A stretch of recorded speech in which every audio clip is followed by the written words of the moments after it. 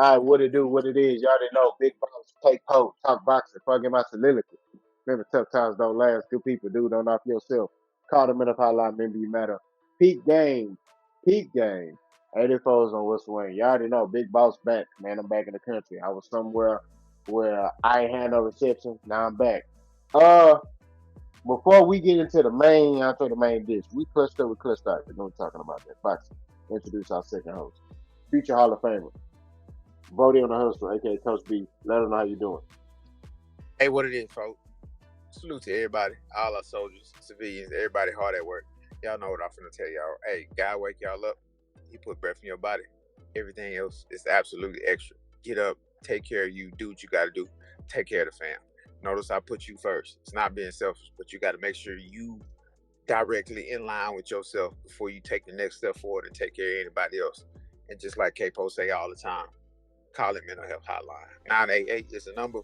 We better off with you here than without you. But with all that being said, I'm going to pass it back to K-Po.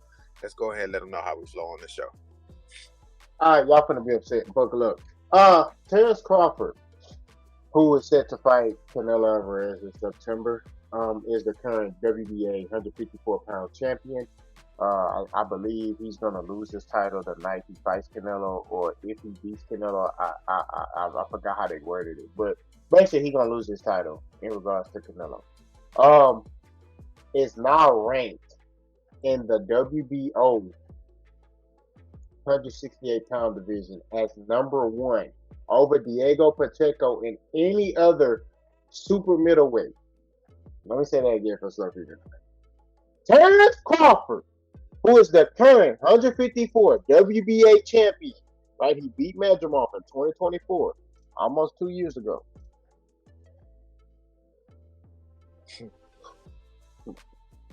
Is currently ranked number one, right in the WBO 168-pound division.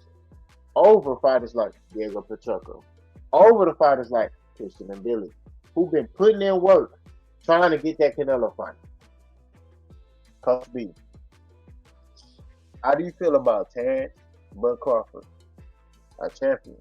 Last time I remember, a champion can't be ranked in another division, but that's a whole other story.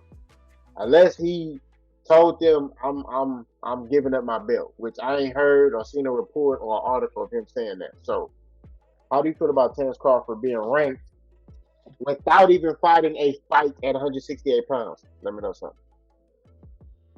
Bruh, I'm absolutely, utterly disgusted. And I'm going to put this out now. Note, disclaimer, highlighted, in parentheses, quote me on it. I am not a hater of Bud Crawford. He can do whatever he want to do. It's not going to make or break my day.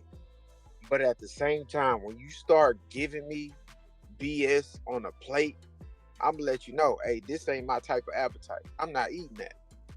I'm not digesting that. I'm not understanding that. I'm not trying to break none of that down. I'm not trying to hear none of that. You got to feed me something that a real person eat. And I'm a real person. And this right here, smell, this entree right here is fishy. It's phony. It's fake. It's disgusting. It makes no sense. Because right now, I'm going to break it to y'all down Barney style. This is like you've been employed at a job for 20 plus years. The CEO hasn't changed. The chairman hasn't changed. The CCO hasn't changed. Your floor boss hasn't changed. Your immediate right hand and left hand man hasn't changed. And y'all all been there for 20 years together plus. And all of a sudden you got a new hire, walks in the door, hasn't put a minute or a second into your clock and hasn't lifted a finger or broke his back doing nothing.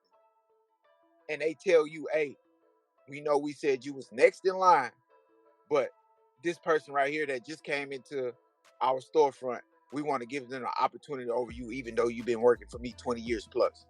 That's what you telling me. And they're okay in this. And what makes it even worse is Bud Buddies think it's cool. They think it's, absolutely right. They think this situation is solidified. But all in all, this is just telling me, and I'm going to call a spade a spade, this is just telling me who they finna give this fight to. You're already telling me up front, No hands down, no hold bars. You finna get his fight to Crawford one way or another. Because if I'm gonna invest all in somebody that has put no work into my division to give him the absolute mandatory number one fighter at hand to go and take Canelo's belt, I'm already telling you, they're already telling us up front, okay, Canelo finna lose, in my opinion. That's how I see it. Y'all can play and beat around the bush, but I'm not.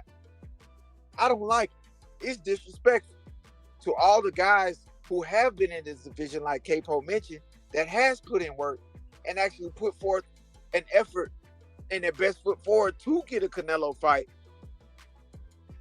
And then you backdoor and again bring somebody in who ain't done nothing, really, in my opinion, too much entirely for the sport of boxing, other than get hand-me-downs and easy walk-away victories to be called a champion.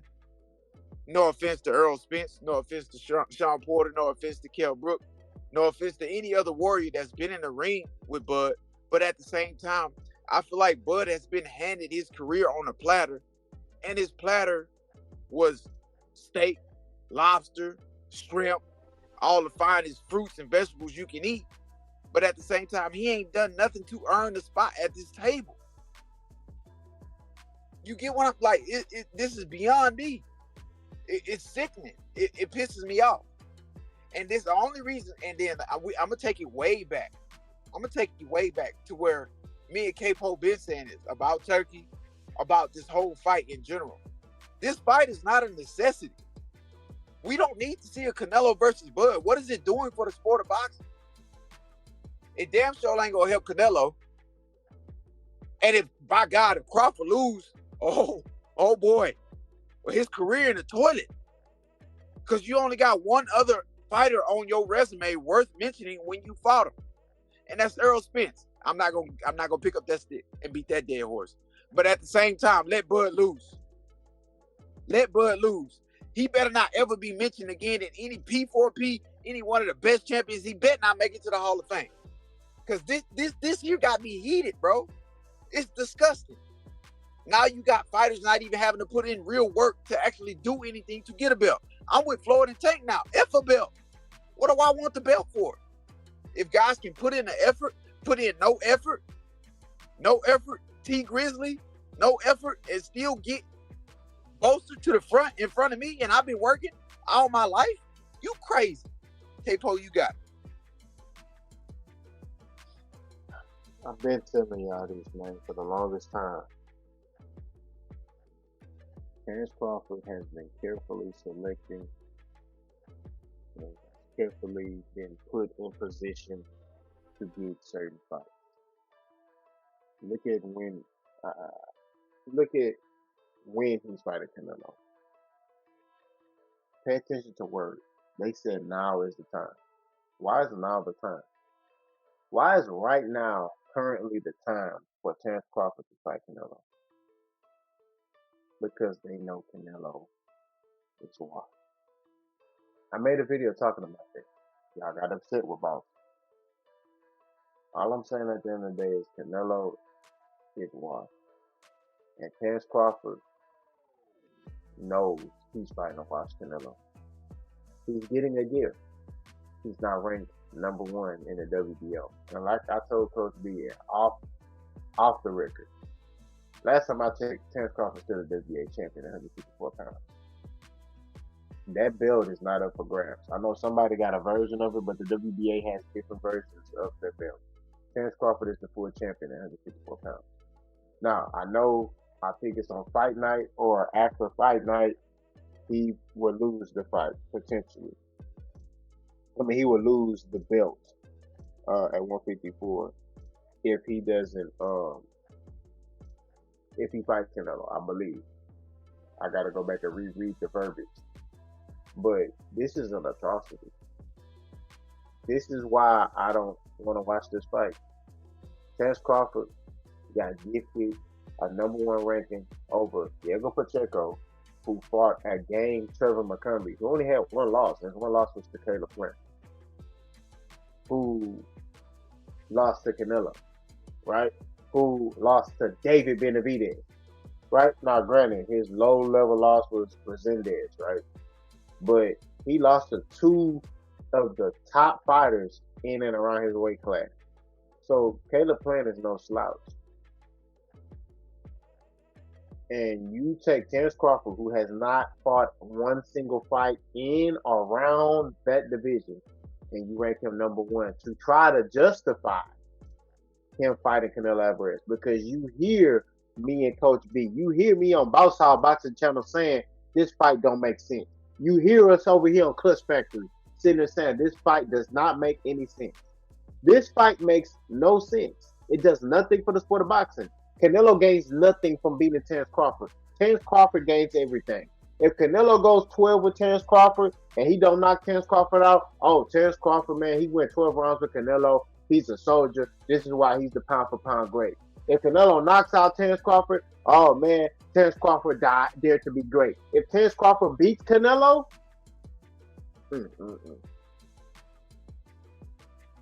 Terence Crawford, oh my God, he's the greatest of this era. He's the GOAT. He's this, that, and the third. Oh my God. Yeah. You know how y'all buddies get. Y'all get your lotion and start going fed. That's why your forearm's so swole. Pause. All I'm saying at the end of the day to keep it 1,000 is that this sack chasing gotta stop. Right? All this stuff that y'all doing is ridiculous. And like Coach B said, you see the writing on the wall. They finna get this fight to Terence Crawford. If it goes to decision, they giving it to Crawford. How do you think Terence Crawford got ranked number one? I'll give y'all a hint. Take that, buddy. That's the dude who got Terence Crawford to be number one. That's the dude that greased some palms and said, make my boy number one. Y'all remember, he said Terence Crawford's his favorite fighter. Y'all remember Mr. Turkey Combs had beef with Canelo just a year or 2 years ago.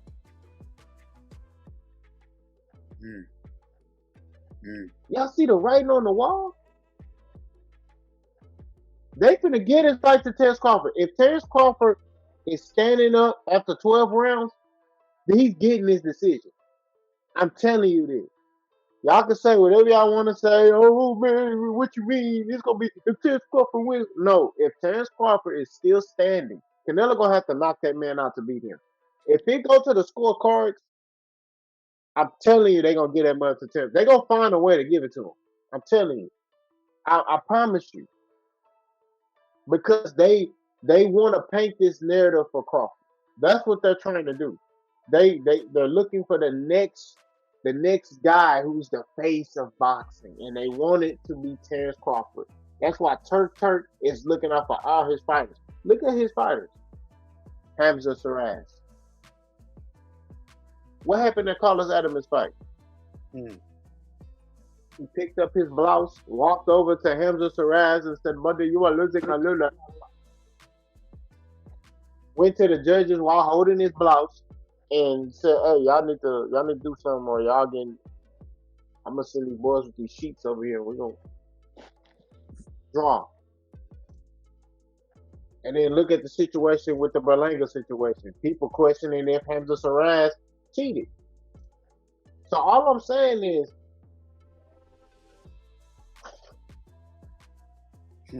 Canelo gotta be careful, because I'm telling you, if he don't knock Terence Crawford off, they giving him this fight. The writing is already on the wall. How do you take a fighter I've never seen this before. You take a fighter that's never fought at 168. I get it if he fought at 160 and he was moving up. I'll be like, okay, I understand that. This man fought one fight at 154. One. He didn't fight multiple. He fought one fight at 154. They didn't even do that with Jermell Charlo. They didn't take Jermell Charlo and was like, you know what, you fight Canelo, hey, we're going to make you rank number one in WBC or the WBO or the WBA or the IBF. Jermell Charlo was undisputed at 154. They didn't do that for him. Why? They taking Terence Crawford and making him number one. Because that man, if it goes to decision, he getting a nod. I'm telling you this. They want to paint that picture. That's what they want. Because right now, boxing is up for grabs for who's the best, right? In my era growing up, you had a face of boxing. You had a De La Hoya to a certain point. You had Roy Jones Jr. You had a Floyd Mayweather for a long time, right? Then after that, it was kind of toss up. Was it gonna be Keith Thurman? Was it gonna be Errol? Was it gonna be Javante Tank Davis? Was it gonna be Canelo? It was going back and forth. Nobody had a gridlock hold on boxing, and they trying to do that with Crawford. I'm telling you, but he won't never have that role because he don't got the resume. He ain't got the backing to support everything. He just got accolades. He doing what people say about LeBron. They say, "Oh, LeBron continue to play. He's stat pad." That's what they say, right? That's what Crawford is doing. He getting all these accolades, getting meeting the right people to put him in position to get certain fights. I want y'all to pay attention to this, and I'm done. I mean, I really could cook on this for like 45 minutes. I'm not gonna lie to you. What did Crawford do at 47? Huh. He waited like a lion. Watched Errol Spence fight those fights. And I'm gonna put it like this. To back off what Capo saying, as we say down in H-Town, I'm gonna pick up the flow right here. And when Capo say he waited like a lion, he waited like a male lion. You know, a male lion in the pack or the herd or however you want to call it, they sit at the crib. The females go do all the work. Females go get the kills. The females do X, Y, Z. The females make sure the young is taken care of. The male lion just sit there, growl, and then come in and take control of everything. I don't even respect the male lion in the herd or a pack of lions. I respect the females because they out there grinding. They doing all work. And since he waited like a lion, what did you do to deserve all of this, bro? Not saying it's undeserving, but what did you do to get people to consistently move out of your way, to consistently bow down and say Crawford is the greatest? Crawford is this. He's worlds better than this guy. He deserves what did he do against who? It's not even what did he do. It's against who did he do it against? Like, I'm not understanding. I see what y'all trying to put together. I understand what y'all trying to put together. But like I say, you can sell that lifestyle and that resume to a bunch of casuals. I'm not a casual. It works for them. They gonna buy into it. They gonna put their last bottom dollar into it. I'm not. I hold my pennies. I go against it before I try. I go against it before I buy in. That's just who I am as a person. That's like in the NBA when Durant lost to the Warriors in the next year or down the road, you go join the Warriors. I never run with you. I always play against you. I always want to compete against you because I know who you are. I know what you about. You couldn't beat him, so you joined.